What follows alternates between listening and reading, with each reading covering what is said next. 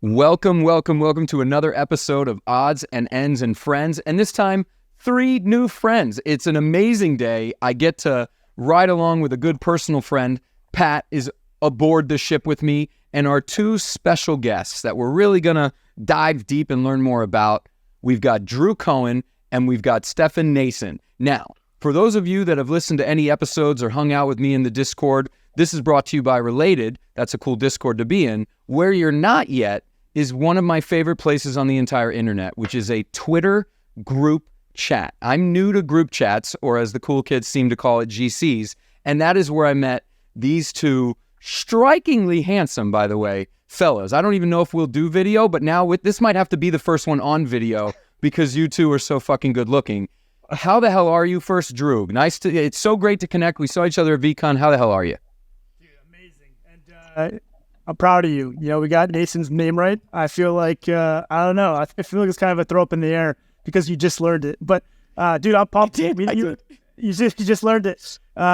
Meeting you at VCon was awesome. And like we were just talking about pre-show, I wish it could have been a little bit longer, but we'll just have to catch you at the next one. There will be more. Isn't that the beauty of it? There will be more times. We are the rare that we met on the interwebs, and then in real life we're able to kind of have a dap moment and do great.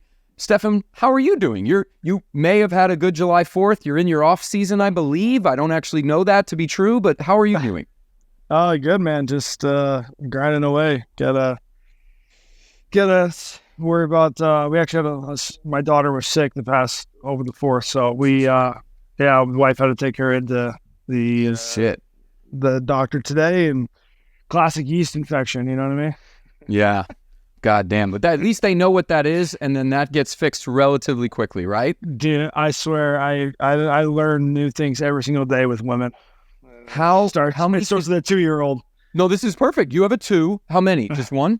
Just one. We have my wife's like about a month away. Oh, you're gonna have a second right now. Yeah. Yep. There's another one coming. Pat has an almost 2-year-old, correct? Yeah. She's about 15 months, but yeah. Oh shit, I was way off. She's closer to 1 than she's to 2. Drew, any kids yet? No, I got a Boston Terrier and a Frenchie, and that's extends my responsibilities as a parent. Just leave it. Yeah. I'm good.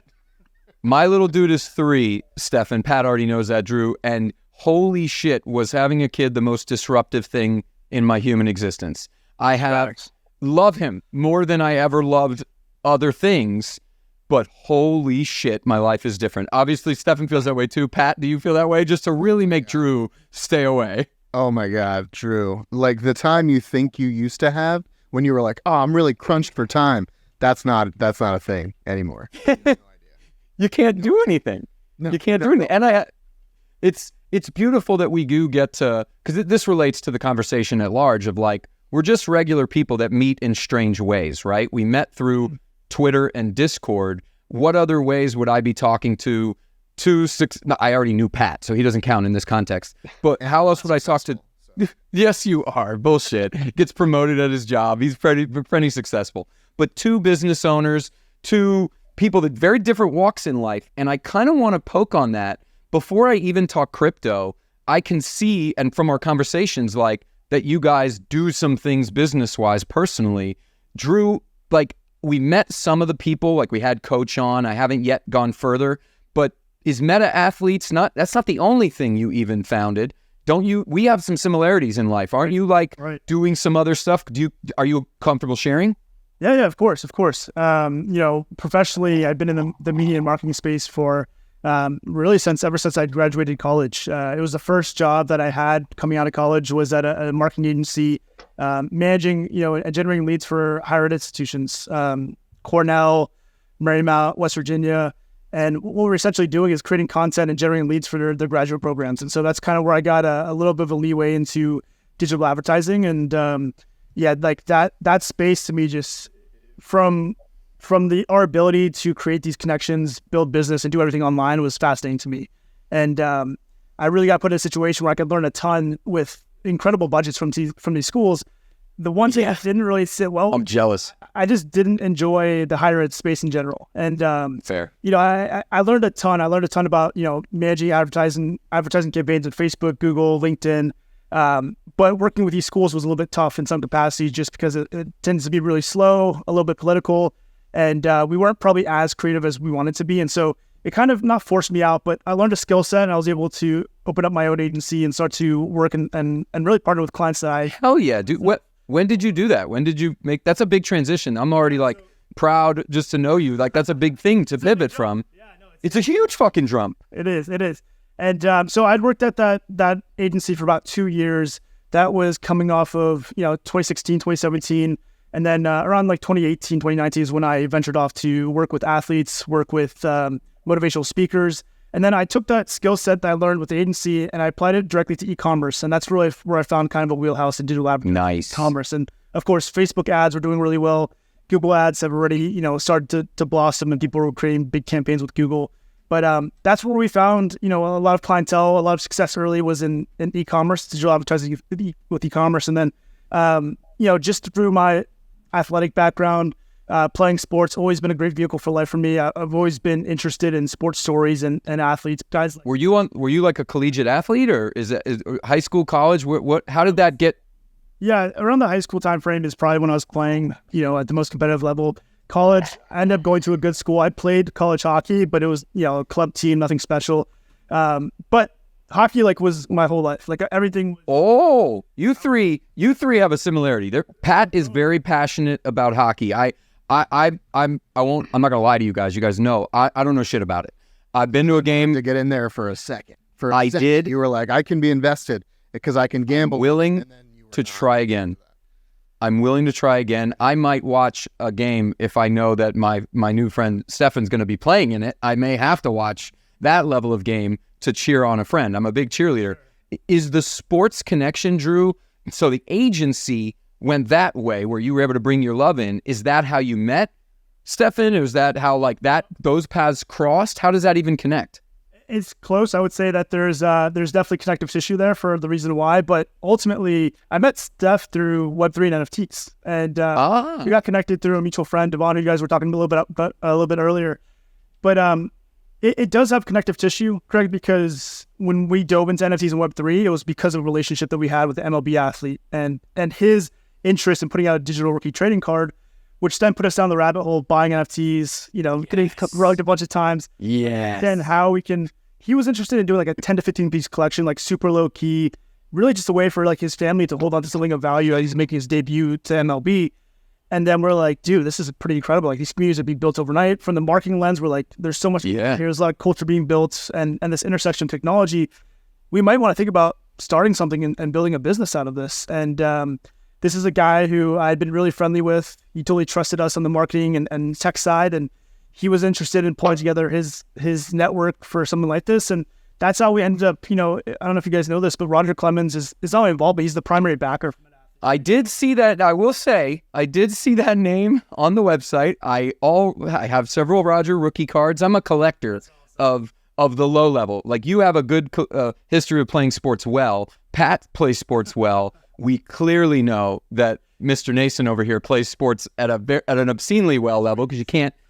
All right, you can't go pro in any. Is that true? I want to ask a pro athlete. You can't go pro if you're not like the tippy tip of the 1% at that level. Is that true? Maybe. Can you make it if you're but could a rec league guy make it? Well, I don't know. That's a tough one to answer, I guess. But no, if you put hard work into it and you cut the motivation and you can find the skill set and put the right pieces together. I mean, you look at what Jake Paul's doing. You really True. Go down that rabbit hole. Oh, I think that's a great example because he can knock people out, but he put the time in, from my understanding, into the training. Right. No, I think there's something different between putting skating on two blades that can cut you, and then just going into a boxing ring, because we see random people boxing these days. Now it's just more for money than anything. But yeah. So when you guys met, let me go through your perspective now, and then we'll loop back, Drew. What was your perspective of? So you met through Web3 and NFT land. You're busy. You're a pro athlete. You're doing that's a full-time job times 2. What brought you into the Web3 NFT space? Was it a business thing? Was it a hobby? What do you think, Stefan? Oh boy, how long we got for this? This is go. kind of a long. I love it. So originally, I was I don't know which way do I start with this. So first thing I did, so I own a concierge company. Actually had Opulence Lifestyle Management. We've been kind of up and running since COVID started, but Yeah. just before that happened, we actually dived into the NFT. Well, actually, right after that happened, we kind of dived into the NFT market, the hair, and my buddy Keith Kincaid, who is one of the guys who helped me get into the NFTs with Michael Grabner and Johnny Boychuk. The three of us, or the four of us, I should say, have a group chat, and we've kind of just been bouncing stuff around. But we actually did an NFT for Keith, and we did one for Frank Vetrano. We did one for a couple guys before.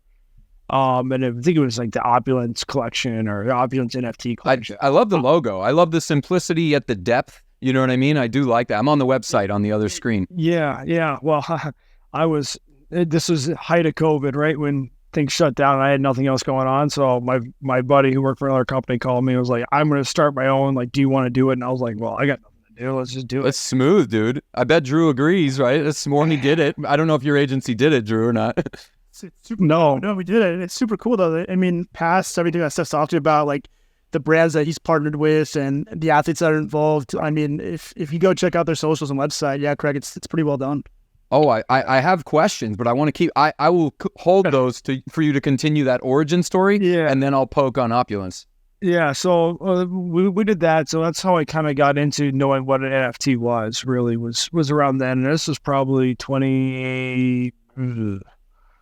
God, this is all blending together now. So this is probably early 2022, maybe 2021 could be. I looked up the date of when we launched that, but and it did fine. It wasn't anything crazy, but we saw people starting to do it, and we're like, well, we should look into this market because then we can market the same way that we do with which way we have zero. We're all word of mouth. We don't really market very well at all, which is kind of a good way to grow it originally, and then eventually you get great testimonials come from that.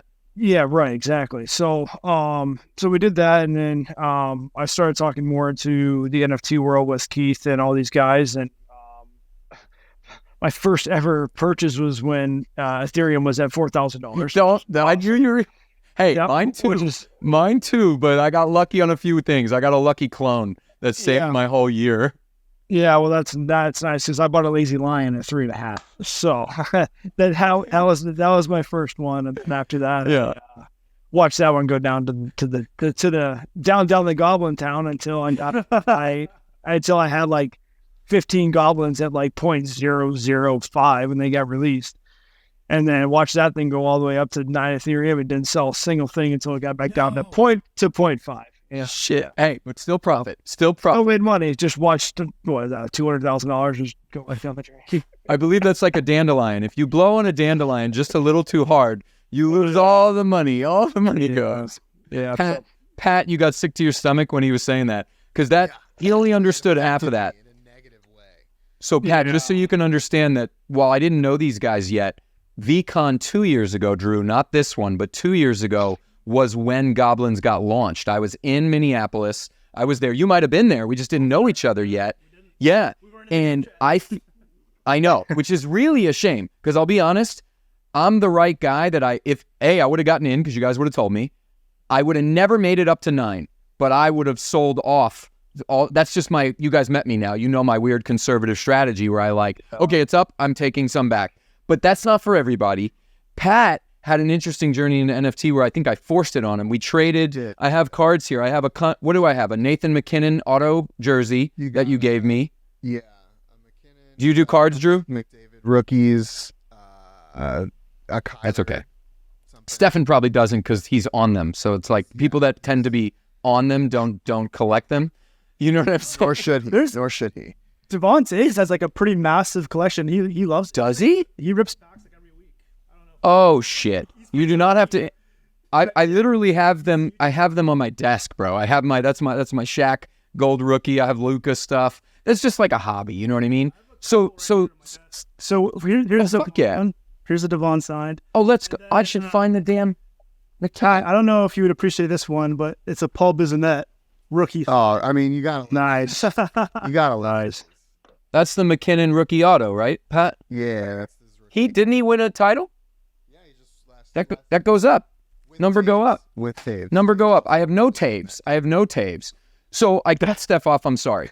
So you meet through this Web3 space. You're in Goblin Town. You did well. You 10x'd your Goblin. Did you, and Opulence already existed, or you brought it in at that time? Yeah, no, I mean, Opulence is already up and running. We just kind of did the one, maybe we did one or two different NFT stuff, and then we just didn't see the resources, and we had to keep paying artists, and it just didn't make sense for the money that we were generating at that time. It didn't really matter. We were so early on that, I mean, I was the money source, and I was like, I don't see where this is going right now. I'm sure so there's a track to stopping that. Yeah, so I'm like, I just don't see where we're going to make our money on it, where I'm going to see any sort of revenue coming back. So we just kind of put that to a halt until, the time was right again. And right now we haven't found any time to do that because we've been growing and expanding and trying to do that and grow the real business, not the NFT world. So does that mean that Opulence is on a growth trajectory? Talk to me a little bit about whatever you're comfortable sharing on that. Yeah. So, I mean, we are for sure. We're up to, I think we're close to 50 clients now, which is hell yeah, dude. Because it's constant. Well, let me give the context because I come see the site, but any listener wouldn't. It's Opulence Lifestyle Management, and to me, when I see it, and then I want you to tell me where I'm right or wrong. I look at it like concierge level experience. I'm seeing things like travel, reservations, personal shopping, that like connecting with Opulence would be, you guys could intake potentially my dream and then help me make it a reality. How close or how shitty did I get that? No, that's pretty close. So we're on a monthly fee. It's just easy for everybody nowadays. The hockey world, but the hockey world has a lot of money, but nothing compared to what the other athletes that we compete with, right. The NBA, NFL, and baseball. I mean, these guys, their bench players are making $45 million, and yes, our number one player in the world makes 13. You know what I mean? Like we're not even comparing apples to apples. Sure. So it's we have to make sure that it's affordable enough for our athletes, but then also, we are now into a little bit of baseball, and that's just a different level of money. And then same with football, and we're getting bigger. We landed a massive fish, which I don't know if I'm allowed to say it or not. I don't know if you don't have the NDAs. Don't do it. Don't do it. We don't want to. We'll just out into someone. We can leave it at that. We've probably heard of him. We can know that. You definitely have heard of him, and he's an absolute monster. And when they're a client, they're in a monthly retainer, and then they have access to what? So you get access basically to I say personal assistant, but you get access to a personal assistant basically 24/7. So where I have I don't do anything. I'm just this. That's probably you're busy doing other shit. Right. And I have another life I got to worry about, not just this. So I'm just the owner of it, and I co-owner. My other buddy owns it with me. But essentially you have access to him, and he's probably the best in the business I've ever seen personally. I pity that fly now. He just got the full force of that arm. He just, it wasn't a fly, it was laser. Yeah, it wasn't a fly. Also dead creature. Sorry. So no, he does. It's really just getting access to him and making your life easy. So I'm busy a lot of the day, but my off season I'm really not. So during the regular season, we fly from Carolina to Florida. We play one game in Florida, then we go right to Colorado, then to San Jose. Well, this is a long story short, but you don't really want to go and plan 4 days in advance for every single dinner that you're going to want to go to, right? So no, that sucks. That's where you just send a simple text to us. One monthly price, he just does it. Yeah, you just do it. But it's not just in our reservations. It's legit, your wife wants a new couch. So we have access to different manufacturers, and we have different stuff where we get special pricing for my clients. Oh, no. You just gave me life goals. No. Yeah. And same thing with Drew, I can't afford it yet. I need to do better. It's not too bad, honestly. But Drew said, I saw his face. He said, maybe you can. it's not too. Oh, you're muted, Drew. Greg, You're muted. Do you want to be client 51? Yeah. No, but I need to sort that out. I need to Yeah. Well, honestly, the awesome part about it is we just did a new CRM, so it actually allows you to see real time data on how much you actually use it. So we have like a price per thing that you use. So like you want to use a big trip. Well, okay, so a big trip is X amount of dollars, where a reservation may only cost you, whatever it is, like $25, $50, $100. Right. But It's a scam. When those add up, then you see real time at the very end of the year, the way that we would classify it as a win would be for us and the client is if we were able to save you more money than you were actually able to spend for the year on what it costs to join us, it's a win for everyone. We saved you money. So like, I'll give you two more examples real quick. Yeah, please. To drop this. So No, I love it. how I originally got into this was through my buddy, but he got me, we went to Hawaii for our bye week. It was like a 4-day trip. And there was I let him set it up, but we had a connection at the Kapalua at Plantation. So it's a beautiful resort. It's where they play the golf. I forgot the Sony Open. Mm-hmm. And it's awesome. Well, we had like one of the best rooms of the whole entire night. Usually it's like $3,800 a night for the room. And we got it for like $800. Let's go. So you even get deals. So that's where we're like, okay, well then I'll just we'll do 2 nights there at $1,600 as opposed to call it $8,000. Well, that right there that's a $4,000 savings, or $5,000, $8,000. So wait a minute. So the relationships Opulence has built, not only, so you're saying, if you're looking at a year of using service, you're saving money multiple ways, because I also view time equals money. That's a thing that I believe in my life, but I think it's because I'm busy. I got busy with my businesses and all this. So time equals money, and you can deploy money to afford for time. But you're talking about, that's the way I thought you meant it. You're saying, no. Literally, we have better relationships with people. Hard doll hairs you will save. Right. Because, I mean, as much as time is awesome for you, me, there's people that don't give a shit. Right. They're bazillionaires. They're off already. They're done. All they wanted is then and now. Like I have a buddy who's literally a multi-billionaire, and he owns like 60 car dealerships. He's just rolling in cash. Let's go. And he wanted me to take him to an AP store, which we know one of the AP guys, and we're like, yeah, sure, I'll take you to the Soho House in New York. So we go there, and he's like, okay, I want this, this, and this, and the guy's like, can't. He's like, fuck you mean I can't?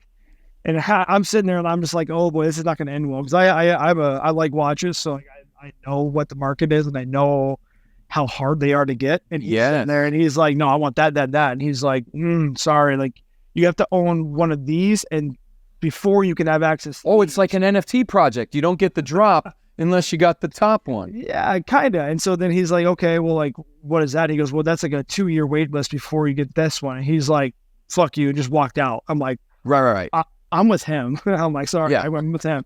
Literally that day, he was like, hey, I need you to find me that watch. And I'm like, okay, like, let me make 3 phone calls. I literally made 3 phone calls, found I have a buddy who's an aftermarket guy in California, got him the watch. And I was like, dude, it's like, it's 45,000, or it's like, I can get it for you right now for like 60. He's like, 60, let's go. Done. All right. Done. No, you're right. But that's how people operate. They don't give it. You saved him 2 years, essentially, is the way I look at that. The guy from the store was getting 2 years. Like, I feel like there's no application for that in most people's everyday life because they get lost in the numbers. But I actually think if you get away from the dollars, there are things like that could even be grocery store level. What you're willing to grab, whether it's available or not. Or my wife sends me to go get like ketchup, right? Well, what if they're out of Heinz? Well, I'll tell you, I cannot get the Hunts. If I come home with the Hunts, I have failed. It doesn't matter if I come home with the fanciest organic everything Hunts. I have to go to another store, right? That's just know the audience. In that story you shared, which I'm grateful you shared, that was awesome. Like, you knew, and this makes me feel like Opulence just gets that when a client is an Opulence client, they're just going to get what they want for the experience they want. Drew, do you that resonates with me, Stefan, because like in my business, we believe that about client interaction, right? But every agency is different, and mine, it's harder, I would argue, to care that much, like as Opulence does. It's a higher level of customer service. I've worked with companies and run companies where it's a little more automated than that, more arm's distance. Drew, what's your kind of approach to, like, I guess, client management, if you will, and then how did you take that from the agency world into building an NFT company, which again, a little bit wild with like how ripped the market was up and now we're down, but you're still cooking. So sorry, compound question. Yeah, no, it's good stuff. I mean, obviously there's a lot there, Craig, right? With us being agency owners, saving people time and money is part of why people hire us, right? I think it's right. The only reason, right? Well, yeah, and creating additional revenue streams or creating, more return on what they're willing to invest to advertising and marketing. And yeah, so I mean, that totally resonates with me. I think a lot of businesses are like that. We're looking to solve issues and build relationships, right? And so, yeah, it's funny because before I met Steph, I had a client in a very, actually probably a competitor, Steph, called 44 Concierge. And so a lot of the same verticals, saving time and money. They also kind of have a dedicated approach to helping athletes build brands and find opportunities for them to actually earn and have, appearances. So yeah, there's a lot of cool stuff in that vertical. But yeah, for us, typically a brand would like to either have more sophisticated or effective marketing campaigns, whether that's digital advertising, spending on digital advertising, or we also do a lot of content work, right? So a lot of organic brand building through content, and then utilizing that content to build more campaigns, right, on with paid media. So yeah, I think Craig, you're more so on the web dev, web design side of the world, right? Well, yeah, we do some similar things, but we just fundamentally believe there's so much work out there that there's almost no conflict. Like I work with Kairos, I work with insurance, law, wedding became a weird vertical that we never intended to be in, but we got to Steph's point earlier, you get referrals, you get testimonials, like you have good word of mouth. So wedding became this weird thing where we're getting. So one of my buddies happens to work for one of the big wedding website aggregators, and he's very high up their chain. So he kind of sends leads over, which is like a weird thing. It's all relationship building. How is your agency like your full-time or your 50-50 between the two businesses? Like I used to own, Pat and I met when I was a bartender at TGI Fridays, which is how I pivoted into my trivia business that he basically helped me build.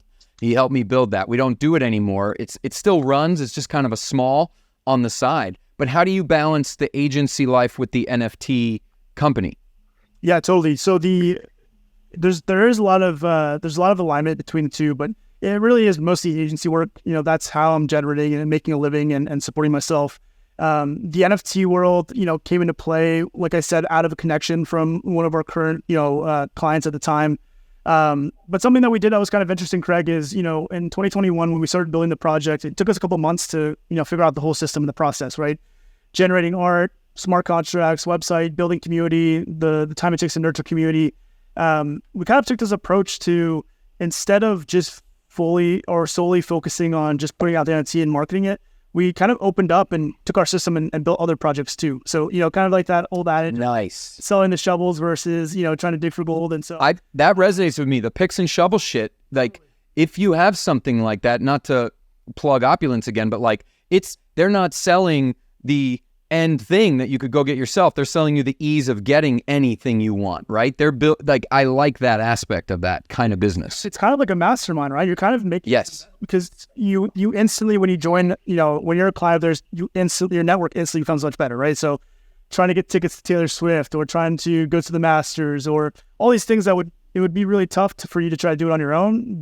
They just 10x your network, right? And so that's so sick. I think I need there's a lot of things like that. Oh, Craig, I'm telling you, I don't think you're that far away. I think you're number 50. No, maybe not. Because I was looking at, you've heard of Wheels Up, like the yeah. I've heard of them, and I already talked to my business partner like that. When we start, more things need to happen. I can't be Southwest in it, brother. I can't be doing that. You would need to join. We can get you better deals with Wheels Up. Well, right. That's why I'm going to say, like, I may not be there yet, my man, but I definitely want to know where we're talking about monthly because I want to add that to my goal board because that's the type of shit. Time equals money. Sorry, Drew. I didn't mean to, like, keep going. You're 100% on.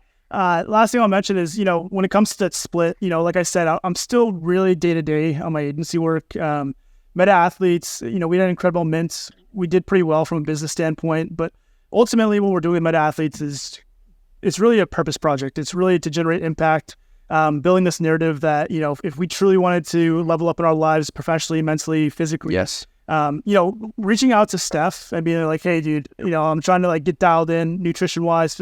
He obviously has a ton of wisdom and knowledge through his experience, but there are people out there that train Steph. There's people out there that train the number one, you know, athletes and high performers in the world. So the narrative of Meta Athletes is to bring those resources direct to a community.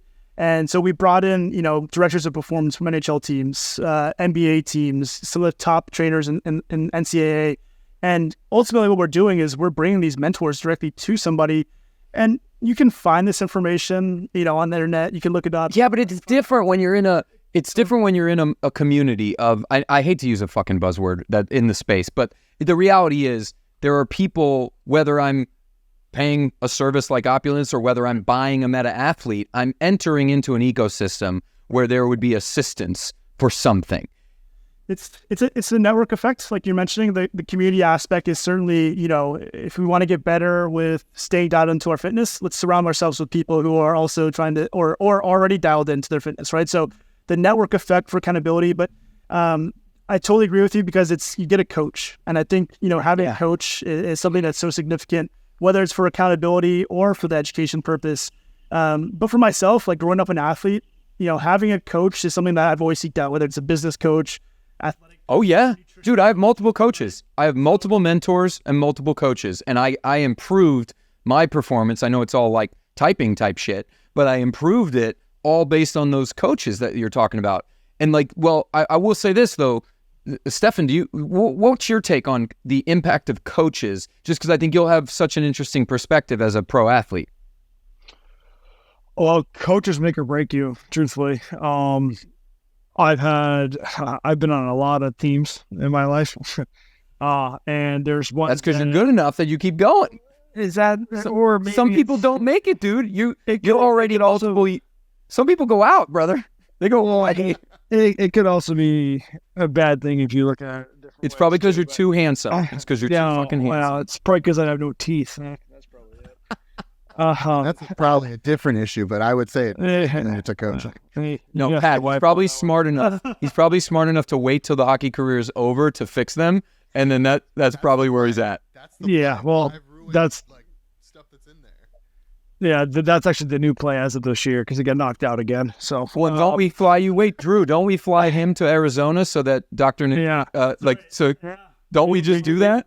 We can go see Santa together. Implant Santa. Well, absolutely. It's what he does, though. And he's so good at it, though, dude. So, like, I had a combo with him, like an off-the-record one. He's going to come on the pod. Like, he's fucking good at that dentist stuff. He's fucking good at it.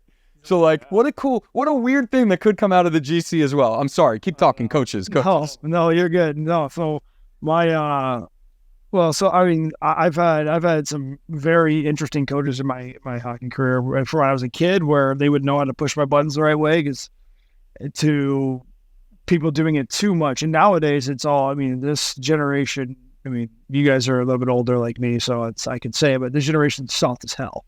Like, you're soft, motherfuckers, you're soft. Yeah, and I wish, because I actually had to learn it this past year, because I was one of the older. I was like the second oldest guy on my team in the minors last year, where we won our championship.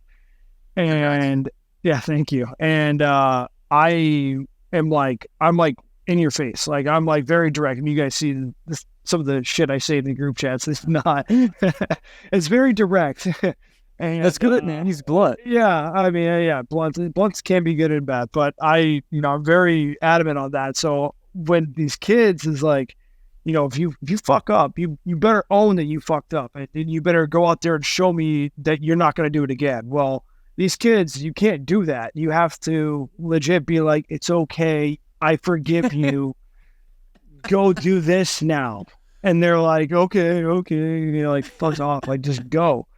But that's part of the coaching, right? So like my coach last year, like I would come into the room, and I was a captain, so I would go in there into his office and be like, this motherfucker, I'm fucking, and just explode. And he would just look at me and be like, if you do that, they're just going to shut down, and we will have nobody else but you. True. And I'm like, okay. So then it's all learning it. So like having an appropriate coach to kind of guide you and tell you and help me help them is huge in hockey. I know that for a fact. And I mean, I have a, I don't ever train for this, but like I love cycling. So cycling is like one of my new things that I've been really into. That's the thin tires, right? The dangerous as fuck thin tires that looks like and you just the Tour de France is actually going on right now. But then you just rip, and I love it. It's so much fun. Like, I have a buddy right now who's trying to compete, and he just did a half marathon, and he's trying to do cycling. He rode 60 miles the other day. It took him 3 hours. And I'm like, all right, well, now I know I got to do. I just got a cramp in my midsection just thinking about. Yeah. Steph goes, and then you just rip, and it's like, no, you rip. 32-year-old, out of shape, former high school hockey player just died inside. Well, it's 100 degrees outside too. That puts me out of breath.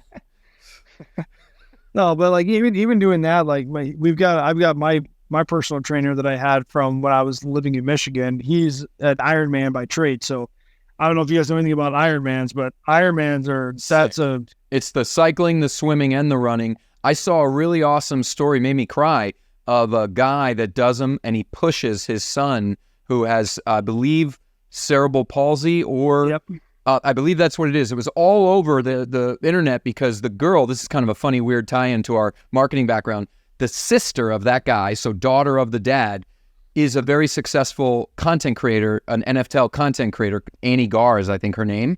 And it's her brother and father. So the reason I know so much about Iron Man is I cried watching that because, like, isn't he not what you would like, the vision of what a dad would be if you were put in a bad situation like that and what you'd want to achieve for your kid? So sorry to get long-winded there, but that's the only reason I know what an Iron Man is, because I watched that video and I fucking cried. Yeah, well, it's think about that. Think about number one doing it. It's a 2.5 mile swim, 112 mile bike, Pat, and then his son in a thing behind 26 mile run, and then running and doing all that while pulling and doing that. Now I don't know if he does that if he pulls his son through the water. That would. I saw him on a little boat. I saw him. So yeah, it's like it looks like a kayak. Sorry, go ahead, Pat. Yeah.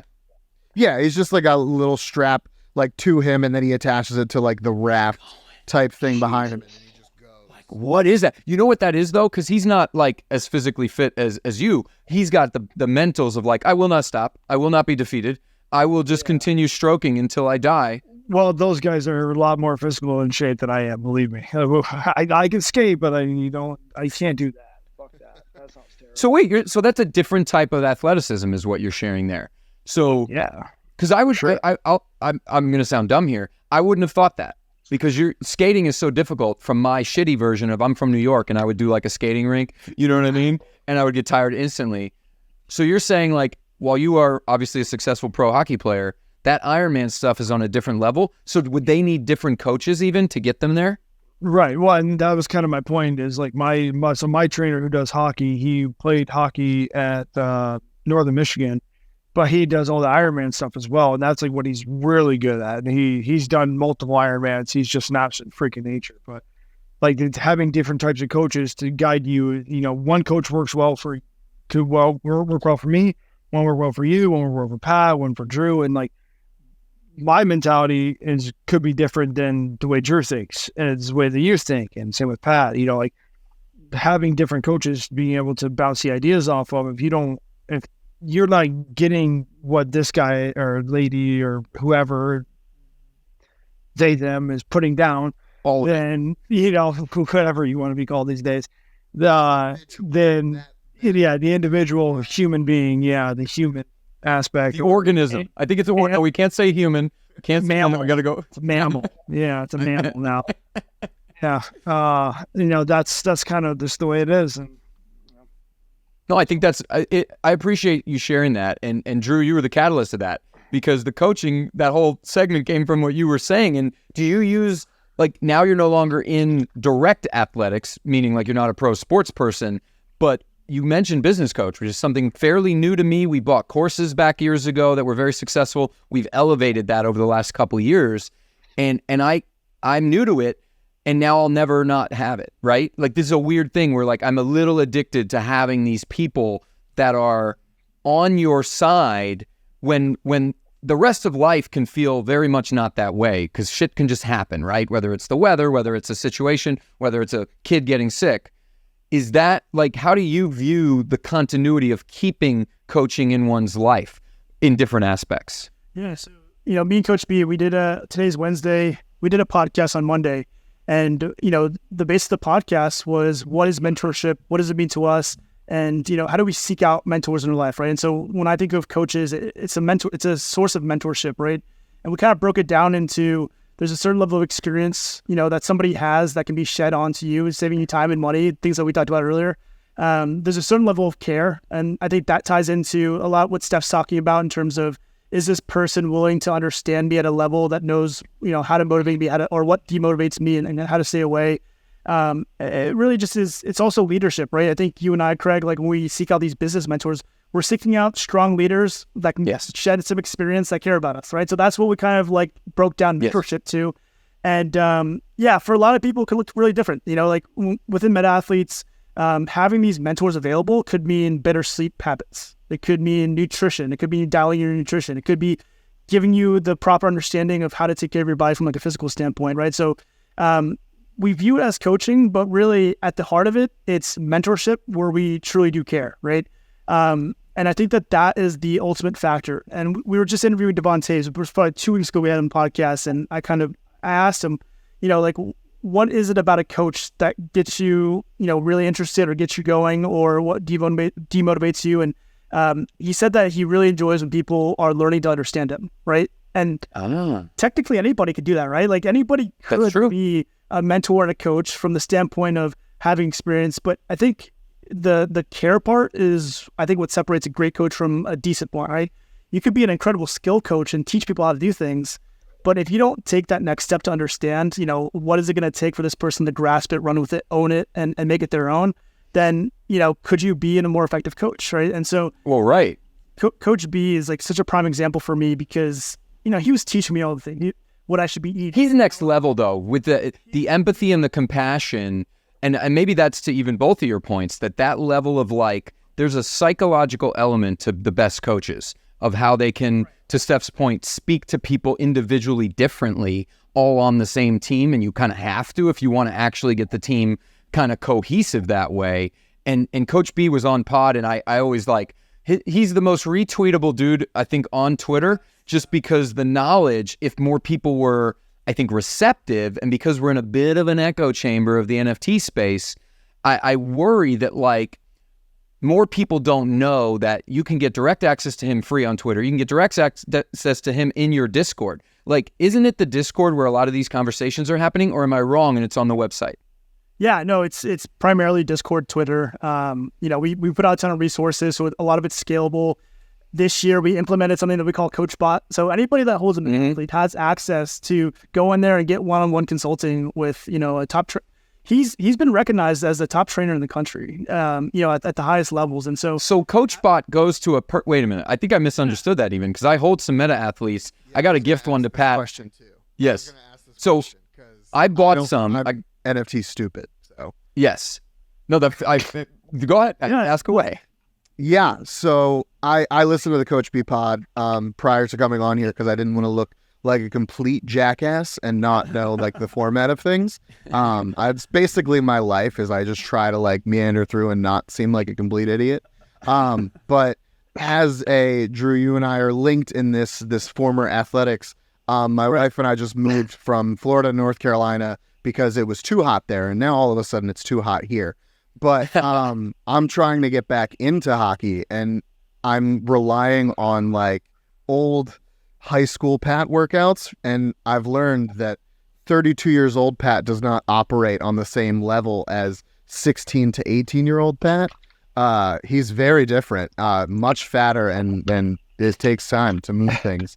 So if I held one of these meta athletes, what would and I was like, look, I want to get back in shape for hockey. I just want to be in a beer league. I don't want to even look. But you want to dominate that beer league. You want to dominate that beer league. There's a part of me that wants that, but then there's the other side of me that's like, I have a 16-month-old daughter. Can I commit the time to being able to dominate that beer league? yes, I can. I need to do it. Please tell me how to do this.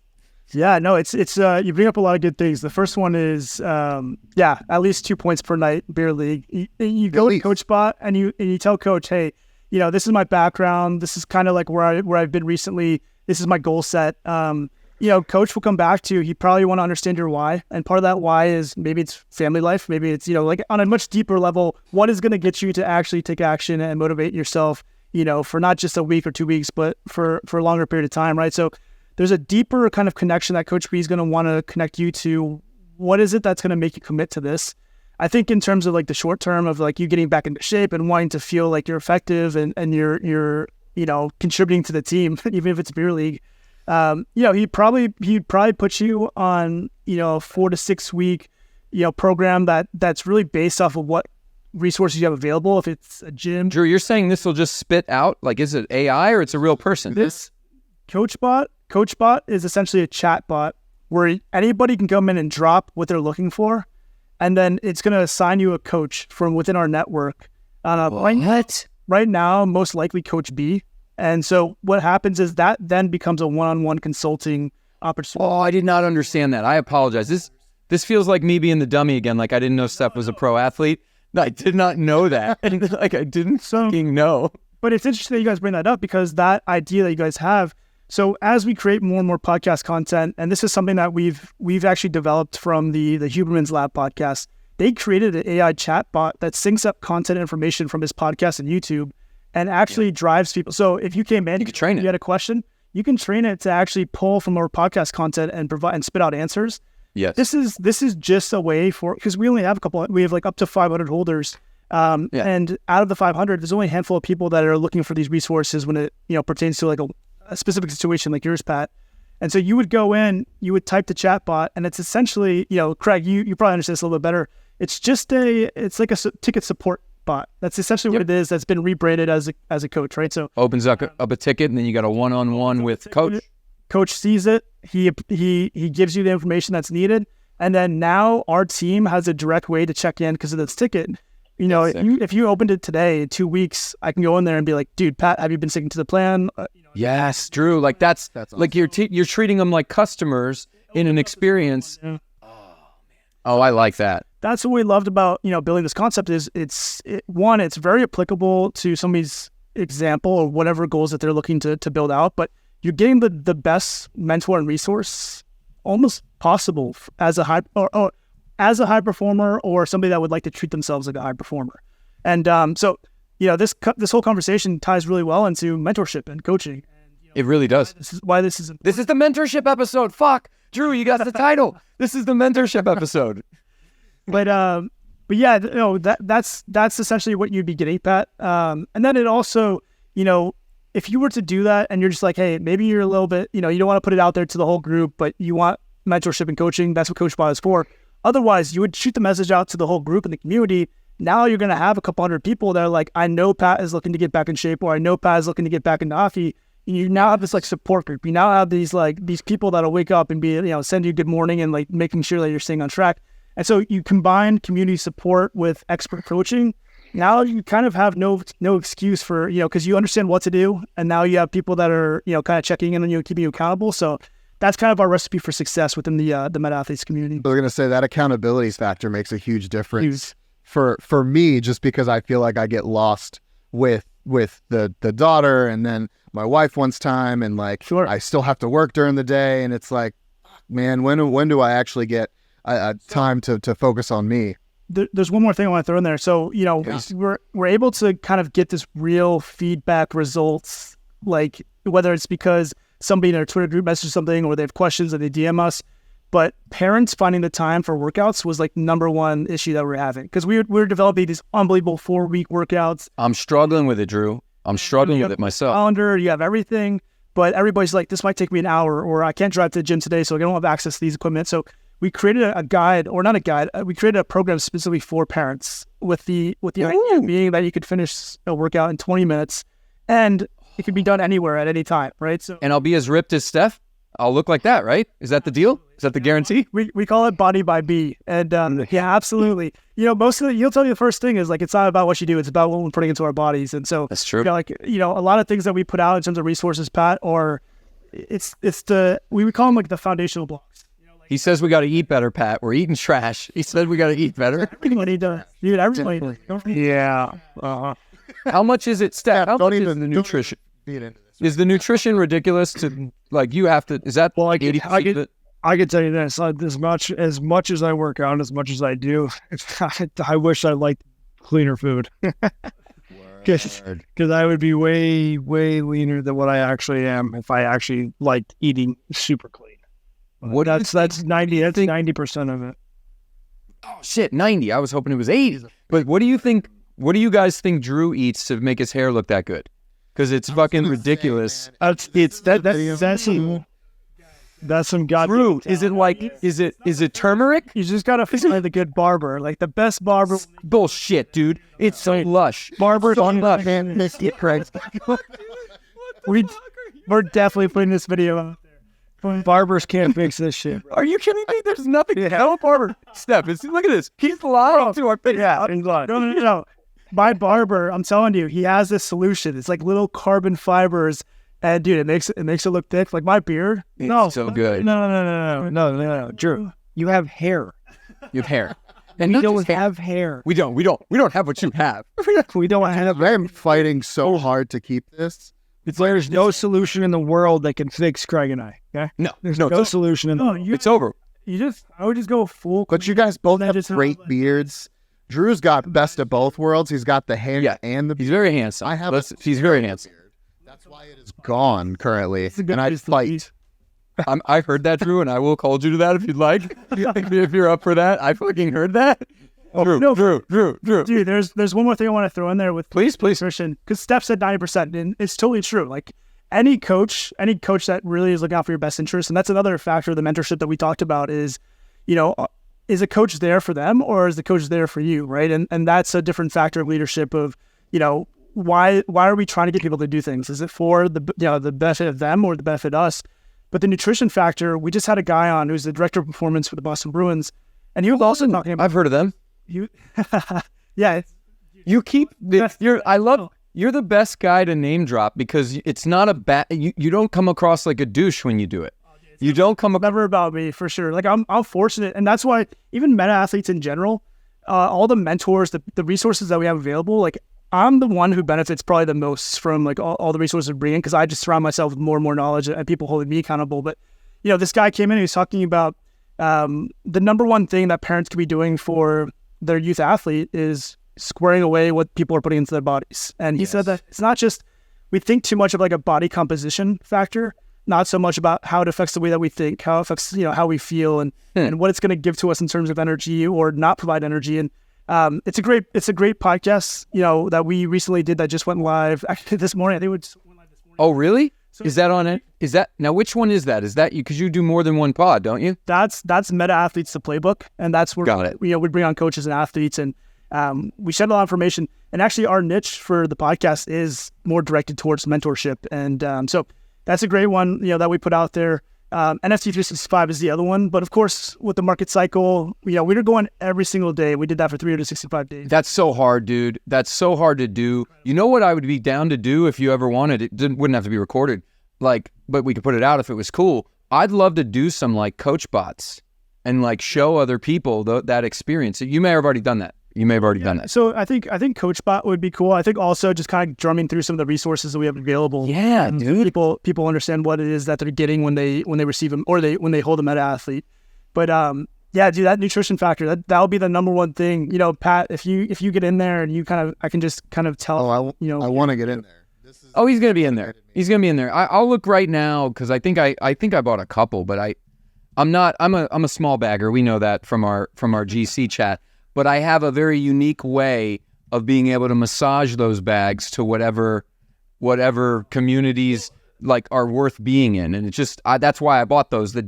I bought those, I believe, on the pod with you guys did the pod, right? With Coach B. It's just my life has been so crazy. I haven't been able to spend the time I yet want to. But if IRL friend, Pat. That's what you are. You are an in real life friend that I've semi onboarded him, and by semi I mean like we traded. He had a couple NFTs, but I believe something like this is when you do.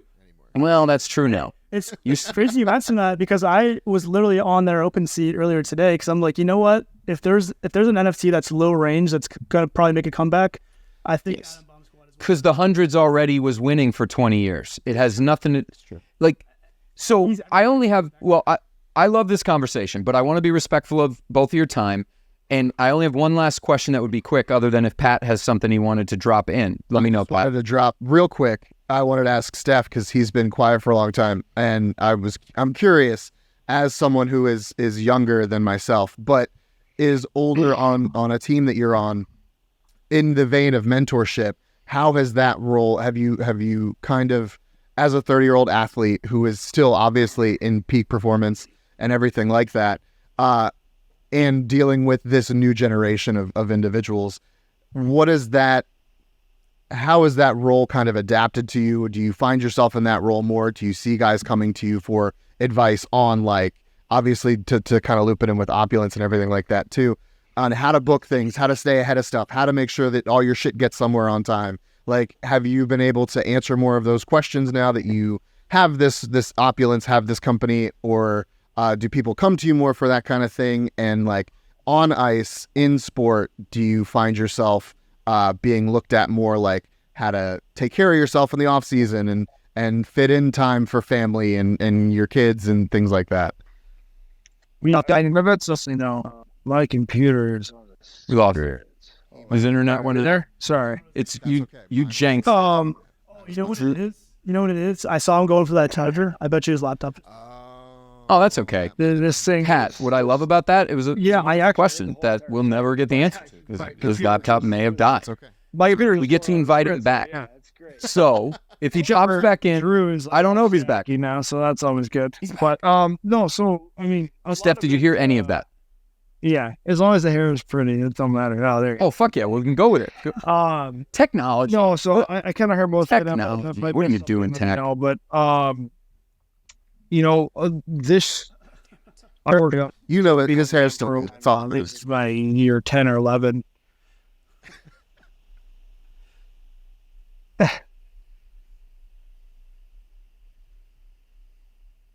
I'm here. Oh, it happened again, didn't it?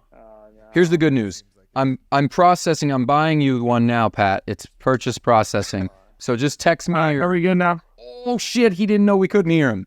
Are we good now? Yeah, that's my plug in my computer. Your internet hates me personally, Steph. So if you can hear us, that's okay. Even if you can't, and I will keep it in. If you can hear us, go ahead and answer. I will shut the fuck up if you can hear us.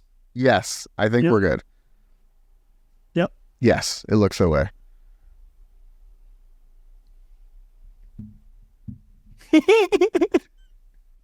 Here's my favorite thing. I'm having so much fun. I hope you guys are too.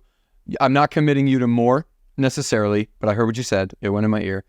My last question that I will ask, and then we'll figure out if Steph comes back, Drew, is in honor of Ed, who's my bro. He's going to get his computer. I'm going to just do that because his thing is not helping. Oh, it won't let me. There it goes. No, it won't. Oh, my God. Look. Drew, do you use Riverside? I've used it before, yeah. It said to me, issue, Stefan ends browser preventing recording. It fucking told me that it won't let him, it will not let him do it. It's like, fuck you, Riverside. Fuck you. I think we're going to watch Steph destroy a computer today. I think it's what's going to happen. Steph, it's not your fault. It's not your fault. It's Riverside. Don't worry. It's not your fault. But I'll wrap and then we can talk. It is not. It is Riverside. I will screenshot and show you. If you guys can hear me, because now we'll see if Riverside's just totally broken. I need to know, in honor of Ed, your favorite movies. Give me 2, max 3. Ed is a movie buff. His AI art for movie posters was dope. I need it. Drew, you kick us off, and then if Steph can hear us, he can go after favorite movies. Yeah, that's a great question. Number one, like all time for me, is Wedding Crashers. I could watch that movie anytime, any day. I love Wedding Crashers. And then sports movie, I think Miracle is just like all time for me. It's like, it's just a classic, sports hockey movie. I'll go with those two, Craig. I think those two are my top for sure. What about you, Pat, before we see if Steph, because Riverside's saying he would have to refresh. I don't know. It feels right. Tell me if you can hear me. Tell us your favorite movie, and I'll repeat it just in case it's not recording. Yeah. Yeah, sure. You go first. Yeah. If you...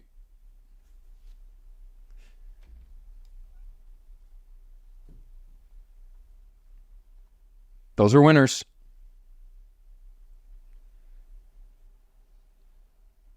Oh, we're best friends. We're best friends. Of course. For those of you that didn't hear that, because it will not record Stefan right now. He hears us, but the people won't. Step Brothers was the pick, and then he might be sharing a second one. I apologize, Steph.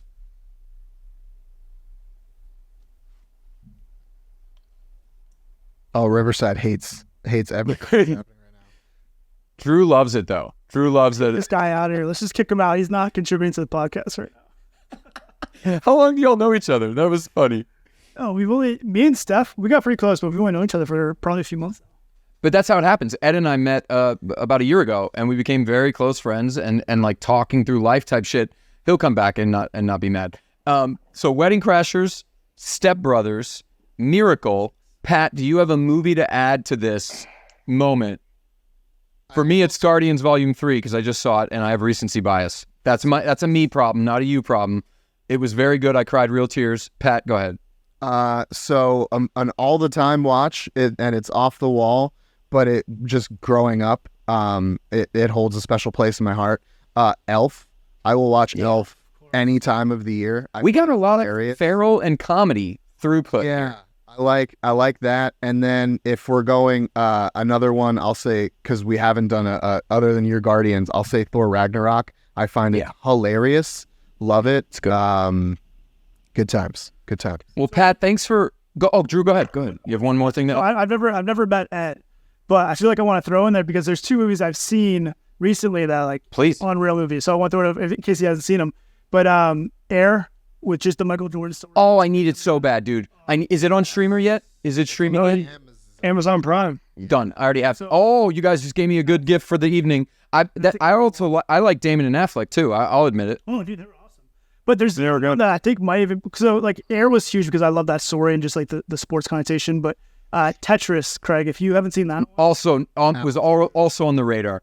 Oh my God, I'm just gonna force you to be. We're GC buddies. We're in real life, dapped up buddies. We're starting to connect. We're starting to put it together. I cannot thank you guys enough, Pat, for being my friend for as long as you are and for joining. Drew, Stefan, like really, really true gratitude for you hanging with us on this. It's just so fun to take conversations from a group chat, bring them into real life and wrap it all up. And if any of the listeners enjoyed it, would love a review, would love you to say something nice, but it's okay if you don't too. If you just like it and want to hang out, you could check us out on Twitter. I would recommend you checking out joinopulence.com for if you want any context of what we talked about earlier. Meta Athletes, I believe the website, I had it up, is metaathletesnft.com. I'm going to link this shit though. I'm not going to make it like someone can memorize that shit. It'll go into the show notes. And more importantly though, when Pat texts me after the recording, I am sending him number 368 that I just bought so that he will be in there to play with Coach Bot as well. I'm going to do it. I'm going to play with Coach Bot. So thank you guys.